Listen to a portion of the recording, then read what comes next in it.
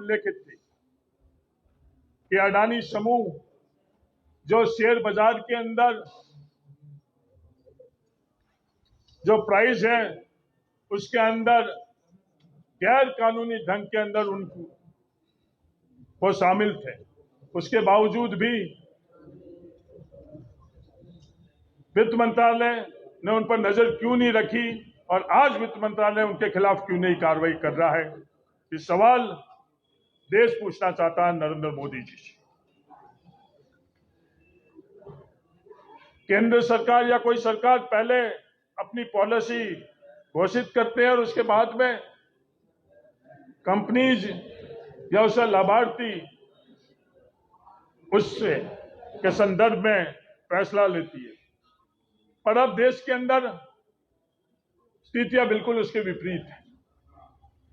14 फरवरी 2022 को नरेंद्र मोदी जी की सरकार पॉलिसी घोषणा करने से पहले अडानी जी की घोषणा होती है कि $50 बिलियन का निवेश वो ग्रीन एनर्जी के अंदर, हाइड्रोजन के अंदर करेंगे। और उसके बाद में अपने मित्र के लिए नरेंद्र मोदी जी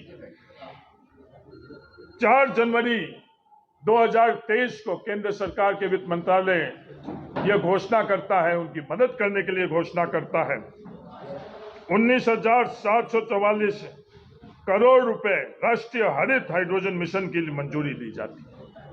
जो उनकी सहयोगी कंपनी टोटल एनर्जी, जब ये पूरी की पूरी हिंडनबर्ग रिपोर्ट आने के बाद में जो सच्चाई उनके पास है, तो उन्होंने इसको विड्रॉ कर लिया, उनके साझेदारी को विड्रॉ कर दिया।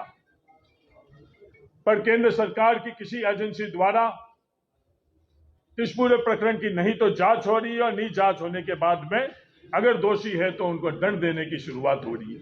ये देश जानना चाहता है कि नरेंद्र मोदी जी के मित्र और अडानी जी के बीच के अंदर क्या साठगांठ है। 1 फरवरी को कहने के लिए तो अमृतकाल का बजट की उन्होंने घोषणा की, पर यह बजट मित्र काल का बजट था। अपने मित्र नरेंद्र मोदी जी के मित्र अडानी जी को मदद करने के लिए 50 हवाई अड्डे, हेलीपोर्ट व वाटर एरोड्रम को पुनर्जीवित करने का जो घोषणा की गई है, ये देश जानना चाहता है ये किसके लिए किया गया है। क्या अपने मित्र नरेंद्र मोदी जी के मित्र अडानी जी के लिए किया गया? जो ये मोनोपोली इस सेक्टर के अंदर है अडानी ग्रुप की, उसकी मदद के लिए किया गया। 2019 के अंदर 6 एयरपोर्ट के संचालित करने के लिए निजी कंपनियों को दिए गए, वो 6 के 6 एयरपोर्ट अडानी जी के लिए दिए गए। 2021 में देश का सबसे दूसरे नंबर का बड़ा एयरपोर्ट, जिसमें दूसरे नंबर की ट्रैफिक बॉम्बे का, मुंबई का छत्रपति शिवाजी एयरपोर्ट, वो जिस तरह से अडानी को दिया गया है, क्या वो सही है गलत है, ये देश जानना चाहता है। बंदरगाह में 13 बंदरगाह देश के अडानी समूह को दिए गई। उन 13 बंदरगाह के अंदर देश की 30% तक की क्षमता जो बंदरगाह के माध्यम से दी गई है, वो अडानी को दी। 40% कंटेनर का शेयर अडानी को दिया गया। क्या ये सेल कंपनियों द्वारा जो असंवैधानिक ढंग से देश के विरोध के अंदर कृत्य किया गया है, जो काला धन हमारे राष्ट्रीय हित के खिलाफ हुआ, उसका उपयोग सामरिक दृष्टि से ये पोर्ट को देना सही है या नहीं है? पूरे देश जान चुका है कि जो अडानी जी के इन बंदरगाहों के अंदर किस तरह से ड्रग आई है, क्या उस पर जांच हुई या नहीं हुई, और क्या जांच के बाद में इन पोर्ट के कंपनी के खिलाफ कार्रवाई हुई या नहीं हुई, ये देश जानना चाहता है। और नहीं हुई तो क्यों नहीं हुई?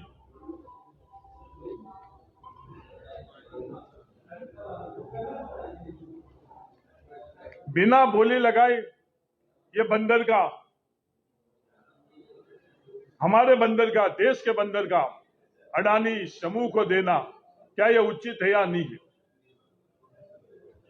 हद तो जब हो जाती है कि एक बंदरगाह महाराष्ट्र के अंदर, वो बंदरगाह जवाहरलाल नेहरू पोर्ट ट्रस्ट, महाराष्ट्र का दिग्गी बंदरगाह जवाहरलाल नेहरू पोर्ट ट्रस्ट बोली के अंदर उसको मिलता है, और वो जहाज और वित्त विभाग द्वारा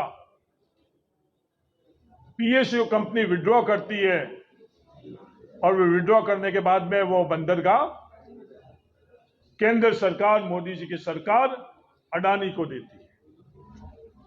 कोई नियम कानून, कोई प्रक्रिया के तहत ये देश के अंदर फैसले हो रहे या नहीं हो रहे, ये देश जानना चाह रहा है।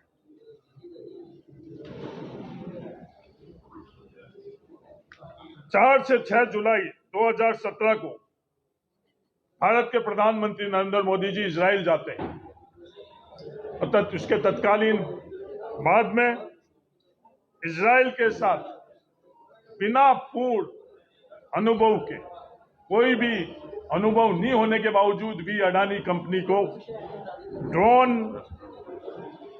इलेक्ट्रिकल और छोटे हथियार और विमान के रखरखाव का जो टेंडर मिलता है, ये सिर्फ सहयोग है या मित्रता निभाई जा रही है? ये देश 2010 में यूपीए सरकार ने एनटीपीसी के माध्यम से 1300 मेगावाट का थर्मल पावर प्लांट लगाने का बांग्लादेश के साथ समझौता किया। वो समझौता जारी नहीं रखकर नरेंद्र मोदी जी 6 जून 2015 को ढाका जाते हैं, और ढाका जाने के बाद में बांग्लादेश की सरकार झारखंड में गोड्डा में एक थर्मल प्लांट की समझौता अडानी समूह से करते हैं। क्या हम लोगों के लिए हमारे खुद की देश की कंपनी पीएसयू से ज्यादा नरेंद्र मोदी जी की मित्रता महत्वपूर्ण है या नहीं है? ये सवाल देश पूछना चाहता है। 9 सालों में सीएजी, सीबीआई, ईडी, इन तमाम एजेंसियों का दुरुपयोग किया जा रहा है अपने राजनीतिक प्रतिद्वंदी मीडिया के लोगों में। जो औद्योगिक घराने हैं, जो उनके मित्रों के हितों के बीच में आ रहे हैं, उनके खिलाफ।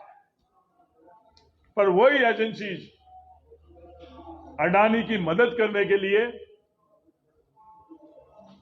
उसके उपयोग के लिए लिए जा रहे हैं। ये क्या उचित है या नहीं है, ये देश जानना चाह रहा है। आप तमाम प्रेस के मित्रों से यही निवेदन है कि जो देश जानना चाह रहा है, वो आपके माध्यम से हम जम्मू कश्मीर के प्रत्येक नागरिक के बीच में लेकर जाने के लिए आज इस प्रेस कॉन्फ्रेंस में आपको आमंत्रित किया है। धन्यवाद। आपके कहा है कि अडानी का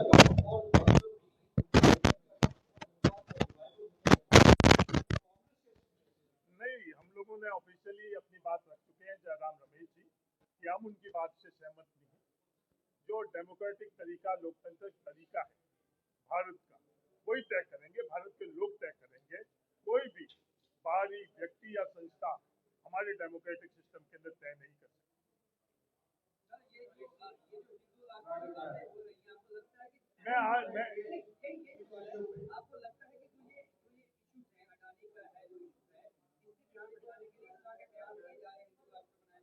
नहीं, आप आज आज सबसे बड़ा मुद्दा क्या है देश में?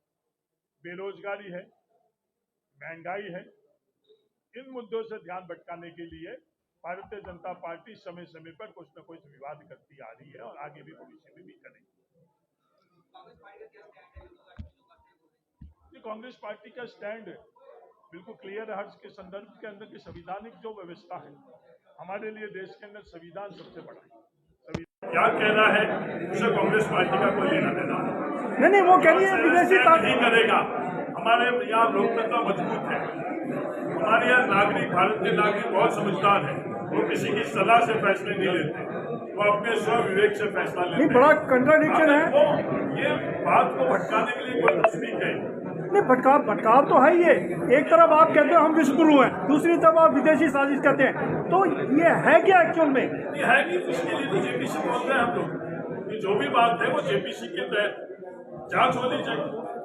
ये तमाम बातें जेपीसी की, और जेपीसी जब दोनों हाउस के अंदर उनका बहुमत है तो डर